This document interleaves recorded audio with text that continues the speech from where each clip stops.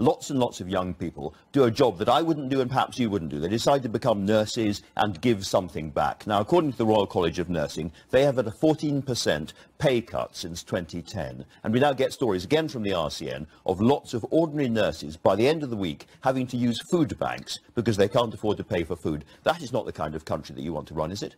I want a country that works for everyone, not just the privileged few. If we look at what happens, but if we look at what is happening in relation to pay within the National Health Service, in fact, when you look at basic pay together with progression pay, actually for around half of NHS staff, they have annual increase of around, on average, 3% rather than just the 1% basic pay.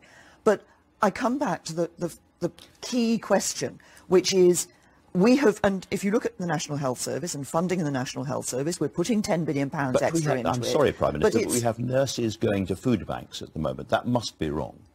We have, and there are many complex reasons why people go to food banks. And I want to develop an economy where, yes, we have a strong economy so that we can pay for the public services that people need, but also we have an economy where we're creating secure jobs and well-paid jobs and higher-paid jobs for people. Well, but you're only going to do that if you've got... They haven't got enough money to eat at the moment. But if you're only going to be able to do this if you have a government that understands the importance of that strength in the economy. Under the Conservatives, under your government, the record number of food parcels last year has been handed out, according to the Dressel Trust. 1.2 million food parcels in this country. You said that on number 10 doorstep that you were going to be out there for the ordinary working people. Those are people who are really, really suffering. And I've asked you, under your government, if people vote Conservative again, is that going to carry on? And the answer seems to be yes.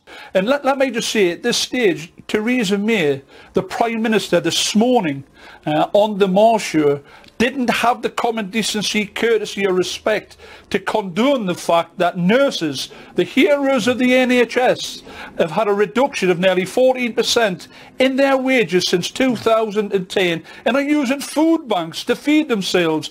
Does that not say everything that's wrong with today's society?